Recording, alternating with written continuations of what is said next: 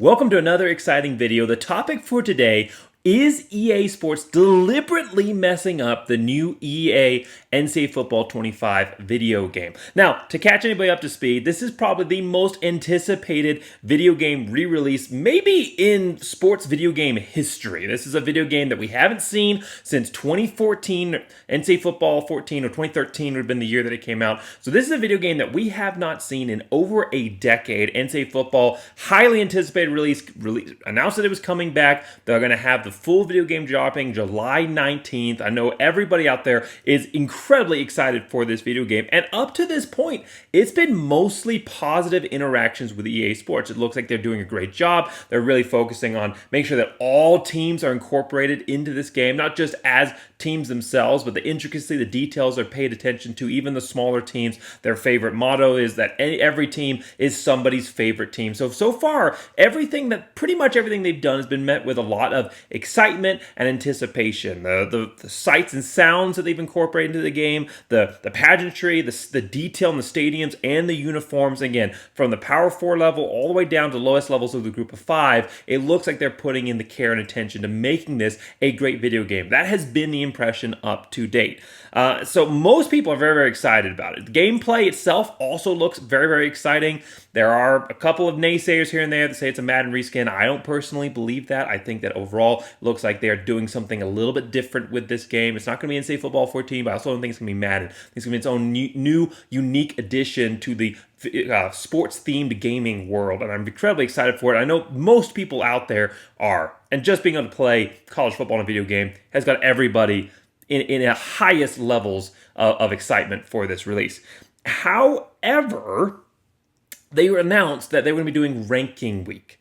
So now we weren't just going to be getting a look at what the teams looked like, the players, what the gameplay looked like, but we were going to get an actual look, a peek besides what the actual nuts and bolts, what makes college football the sport it is, the level of competition of each of these teams, what that was going to actually look like. We're going to get lists of the toughest stadium environments, the top offenses, the top defenses, how each of these teams racked and stacked against each other. So now we weren't just getting a look at how is the game going to play as a video game, but how is it going to reflect the college football world? How is the fiction going to reflect the reality?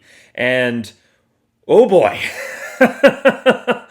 Oh boy. Wow. There has not been a very positive response to these lists. Now, the first one to come out was, people weren't happy about it because anytime you start ranking things, someone's going to be upset that their team wasn't higher ranked, their team was left off the list. But they did the toughest stadiums to play in. And again, it wasn't a perfect list. I have notes on the list. I think Boise State should have been higher, even the top 25. I think they should have been higher. I think a lot of other people had their own opinions on where their team should have been, or if it was left out, if it should have been on the list, who it should replace. There was opinions, but overall, it wasn't horribly just completely off base. However, today, EA Sports released the next phase of their ranking week, which was the top offenses and the top defenses. And oh my goodness, these have got to be some of the worst simulated lists trying to reflect college football that I have seen of all of the prognostications out there in the college football world right now. Obviously, everybody's coming out with their own rankings, their own lists. That's the time we're in. It's the summertime. Unless you want to sit and watch, the cornhole championships or whatever on ESPN, there's nothing to watch right now. Unless you're a baseball fan, but that's not really being a sports fan.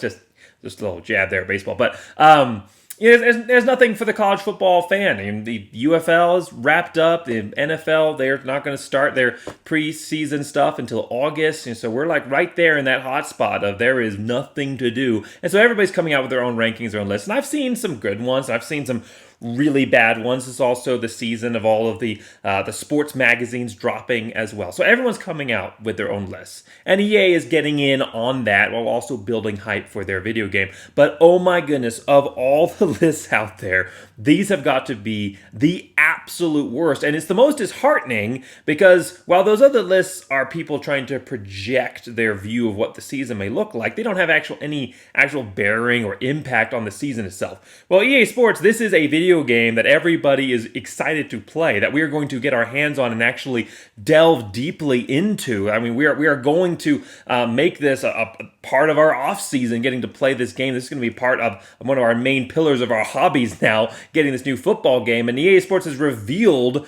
that list of top offenses and top defenses that will have a direct impact on the gameplay itself. And it's bad. It is really, really bad. I'm throwing the image up there already so you guys can take a look at the offense and defense list. And it's bad. Just to highlight a few out there, let's just go the offense. Top, just 3 off the bat that just stand out starkly as what the heck was NCAA football thinking, or EA Sports, thinking here. Number 7, Miami. Number 7, Miami, reminder, a team that went 7-6 last year. When we look at their total offensive performance last year, they were 31st in the country. First down offense, 36th. Scoring offense, 38th. And yet they are top 10 in the country on this list. And that's while they lose their top quarterback and running back from 2023. They have the Oregon State transfer coming in, highly touted. And they also have Cam Ward, who's going to be their starter, got some experience last year as well. But to put them in the top 10 when they were ranked in the top, not even in the top 30 for total offense last year, and have no proven production is mind-blowing.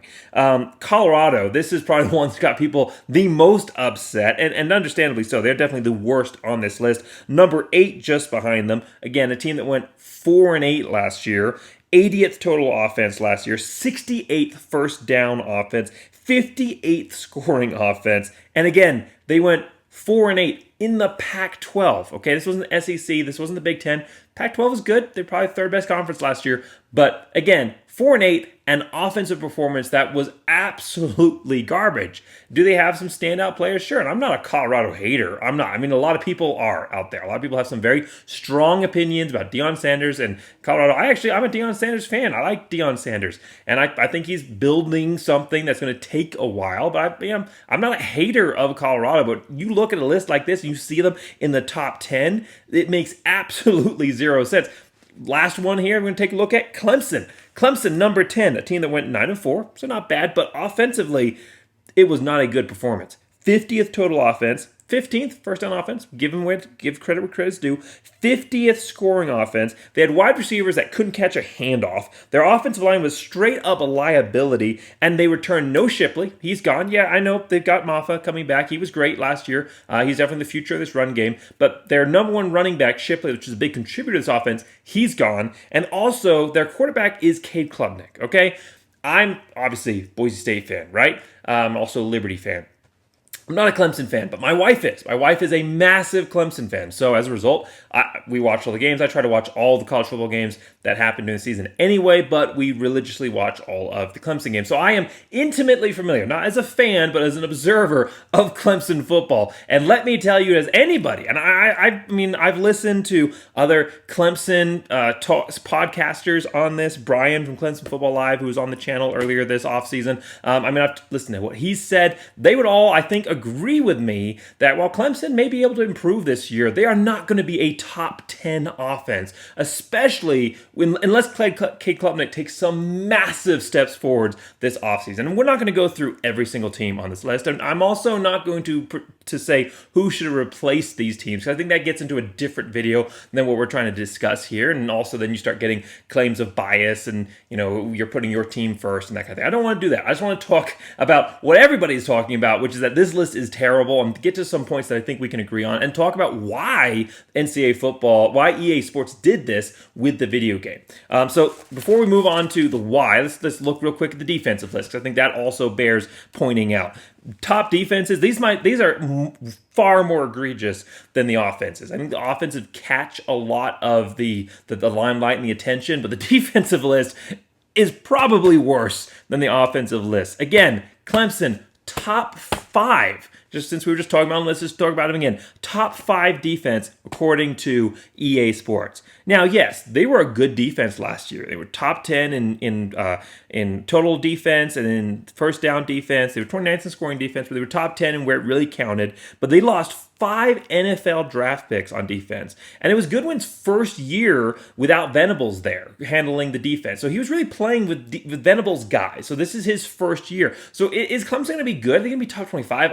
I think so. I think Clemson's defense is still going to be strong. It's going to be solid. They brought in some good guys. But I don't think that they're going to be a top 5 defense. I don't think you can look at what they lost and say this is going to be a top 5 defense in the country. Top 5 defense in the ACC? Sure, absolutely. Top 5 defense in college football? Absolutely not.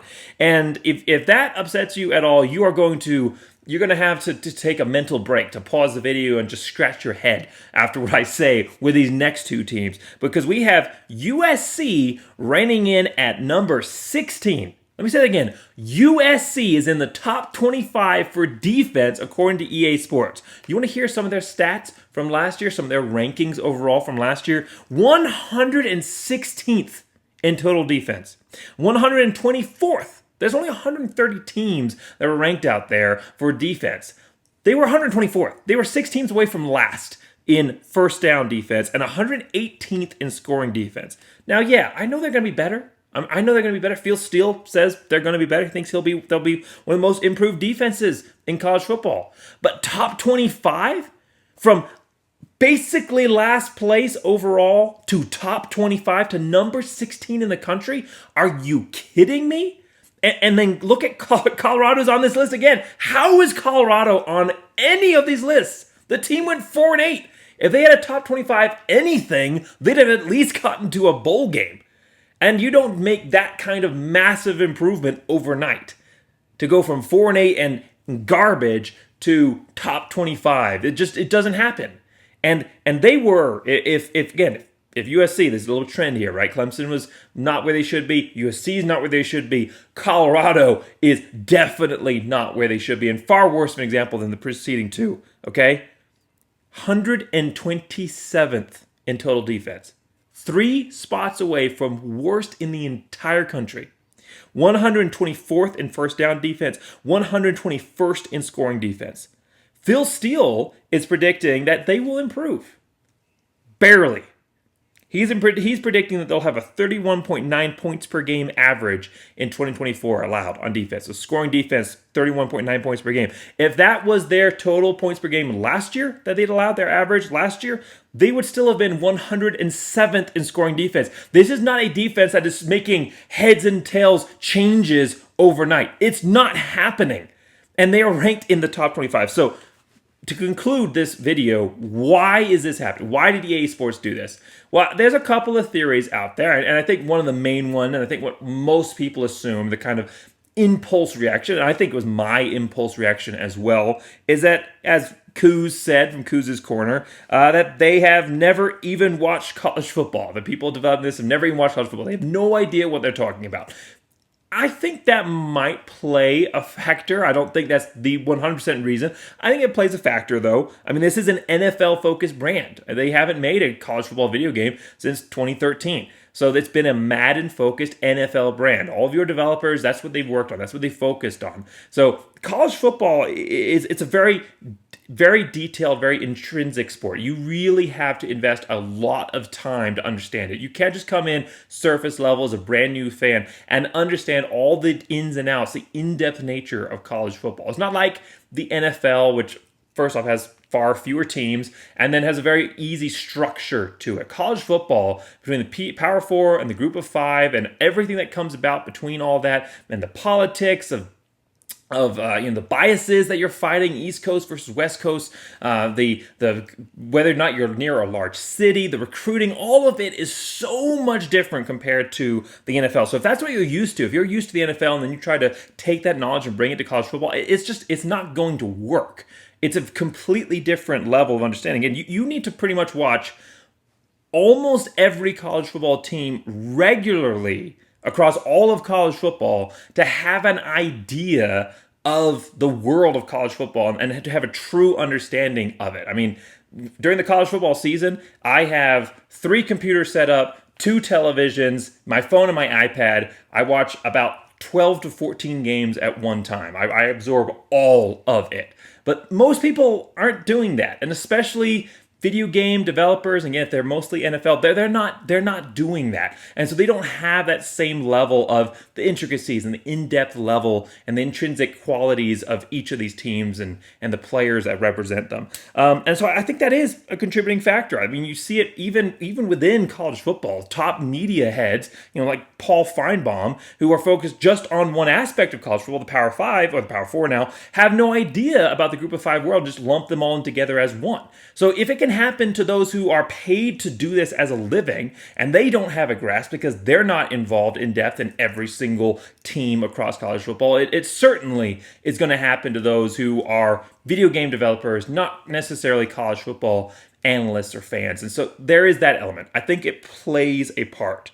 I think it's a contributing factor, but I do not think it's the main reason. Here are the 2 reasons why EA Sports did this, or my opinion of why EA Sports did this. This is my analysis of why I think this happened. 1, they want the drama. They want the conflict. They want the controversy. Everything's been going pretty well so far. Everybody's excited. Everyone's on board with this game. They've already locked in the fan base. Everybody's going to play the game. They know that.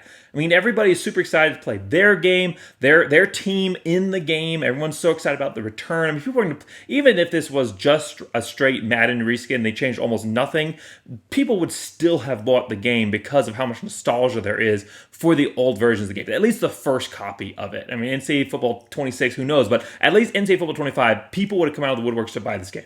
The fact that it's not just a straight Madden reskin, the fact that they have devoted so much care and love into making this a great product, I mean, it's going to bring in even more people. The positive outpouring has been so huge that even the naysayers, I think, are at this point bought in, and you have a massive, dedicated fan base that are going to buy the game regardless.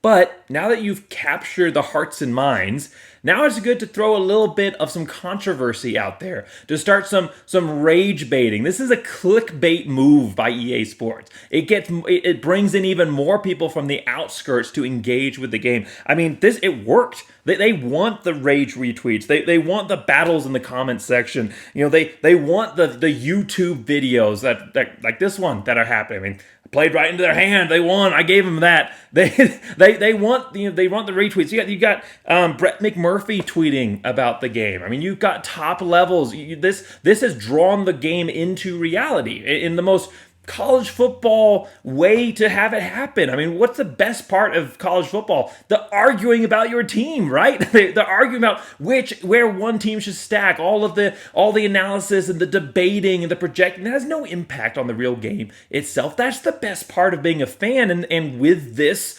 style of marketing, they have done that. They've introduced the college football video game into the real world of college football, attached themselves to that, and now they get to reap the benefits of everybody arguing and debating about which team should have been placed where. And again, people are going to buy the game regardless. They know that, but now they get additional exposure. So it's a good marketing move. I mean, that is a main reason, and I definitely think that's the reason that you have a team like Colorado in there. Anytime you put Colorado or Deion Sanders or whatever in any kind of discussion, you're going to get a massive firestorm, either from the media or most likely from fans, whether inside or outside, mostly outside of Colorado's fan base. There's just something about Colorado right now that really tips people off. And putting them in there, putting Colorado in there is a brilliant marketing move. I mean, it's like when you're watching, some video short, on Facebook or something like that, and they've put in the title of the video, they've misspelled one word, so they've got all the people coming to the comment section, let them know that they misspelled the word. That's intentional. It's a clickbait move. They knew what they were doing, and they have now created the controversy firestorm, which is now kicking up even more interest in the game. It's not going to push anybody away, but it's going to draw more interest. So that's the first main reason. Secondly, it's to appeal to the markets. I think that this is an intentional move, not to simulate the real world, but to create a product that will be most appealing to the largest number of people. At the end of the day, your team's going to be in the game.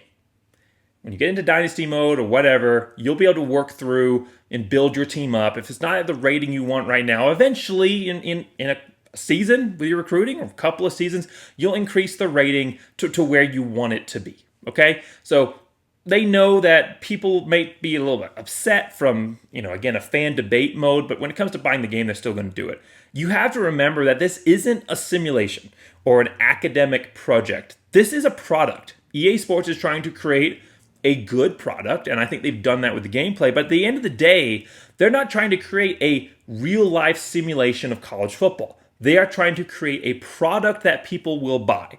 And again, dedicated fans who actually care about the accuracy, the people who are upset right now about whether or not EA Sports got it right, they're going to buy the game no matter what. The people that don't care, the people on the fringe, the larger base of fans out there that don't really care whether or not it's reflected accurately, those are the people you're trying to appeal to. And you're trying to appeal to the teams that are in the largest markets. More people in the larger markets will buy the game if their team is highly ranked and fun to play with. If you are a fan of Georgia, if you're a fan of, and we'll just kind of list, again, these are the list of the top teams combined together. You take their offensive, defensive rankings, combine them together. These are the top teams in the new EA Sports NCAA Football 25 game. Georgia, Ohio State, Oregon, Alabama, Texas, Clemson, Penn State, Utah, Notre Dame, Colorado, LSU, Florida State, Oklahoma, USC, Texas A&M, and somehow Virginia Tech. Again, that's not a list of the best teams in college football. Some of the best teams in college football are on that list, but that is a list of the top markets, the top brands in college football. That, at the end of the day, I believe, is the ultimate reason. The second reason about trying to stir up the hate marketing, that's a big part of it. But the biggest reason overall is I think that they are trying to appeal to the largest markets. Again, people like me, Boise State fans that didn't see our team on the list, we're still going to go buy the game. We're still going to play the game. But people that are maybe Georgia fans that aren't real big video gamers, but hey, Georgia's ranked really high up there, and I'm a Georgia fan, and I like that, and now I can sit down, and maybe I'm not super invested into franchise mode, but I can sit down and play a quick exhibition game, and every single time Georgia's going to be fun to play with. These are a list of teams that are consistently relevant, teams that are consistently large markets or have dedicated large fan bases. These are going to be the people that you're trying to market towards to come buy the game. And again, maybe they're not going to play 100 seasons of it in franchise mode, but they'll come and they'll buy the game and they'll play a couple exhibition games here and there or whatever.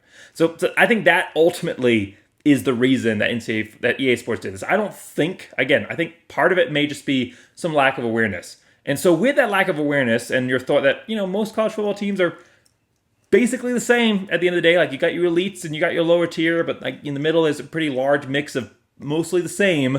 With that mindset, they then went, okay, what should we do with this? Let's try and make the best, most marketable product by appealing to the largest media markets, the largest fan bases, the largest brands in college football. And hey, if we can kick up a little dirt along the way, that's the best thing to do. So that's my analysis of what happened here with EA Sports. I'd love to hear your opinions. Do you think I got it right? Do you think there's another reason? Do you think they just have no idea what they're doing? That could definitely be it. I hope it's not that, because I think that would spell trouble down the road for this game, and I really, really don't want that to be the case. At the end, this doesn't really matter. The gameplay is most important, and the gameplay looks good. As long as the gameplay is good, I don't really care where my team starts off ranking-wise. Again, few season franchise mode, we'll fix that. We'll wash it away. Dynasty mode. So I said, again, I keep saying franchise mode. I meant to say dynasty mode. Again, dynasty mode, we'll wash that away. Also, remember there's Team Builder out there, okay? If you don't like the teams out there, if you want to, substitute a more realistic Colorado with, like, say, a 67 overall, you can do that. You can go into Team Builder and you can replace the current, I don't know whether, I forgot to write it down, but like 80-something plus overall Colorado with a more realistic Colorado. That will probably go 4-8 in the video game in simulated mode. So everything is out there for you to make these changes, either just by playing the game and it washing itself out, or by using Team Builder. And at the end of the day, the game itself, I'm still super excited about. This is just one of those moments where you look at it and you just go, what the heck are they doing? I think we've kind of come to an understanding of what may have happened here. And again, I want to hear your thoughts in the comments. Are you still excited about this game? Did you think I got it right? Is there another reason that EA Sports did this? Hey, looking at that list, who do you think that they really got wrong? Who do you think should have been put in there instead? I know I have my own opinions on that. And then, hey, is there anybody that they absolutely nailed? I mean, maybe there's a couple teams in there that, even with this mixed up strategy, they still ended up getting right in the end. Kind of throw enough darts at the board, one of them's going to hit, right? So thanks so much for watching. Make sure you like and subscribe. It's college football content in general. Again, obviously, big Boise State focus, but West Coast football, Mountain West football, general college football news. I've done a lot of realignment discussions. Anything that is big and relevant. I don't like to just stick, besides Boise State, always going to do Boise State, but I don't like to just stick with one specific topic and just write it into the dirt. I like to, if I'm going to come on here and say something, I like it to be different than the other voices that are out there, and actually have something unique to say, something that's relevant, and something that is a specific thought for a specific topic. So anytime you tune in, if it's a general college football content video, it's not going to just be coming on and saying the same old thing. Like, I mean, I don't have a schedule of videos that I got to do every single day. I got to do a realignment video every week or something like that. If I come on, I say something, it's going to be breaking down relevant, factual news, and then analysis based on those facts, and hopefully logical conclusion. So again, thanks so much for watching. Make sure you like, subscribe, and as always, go Big Blue!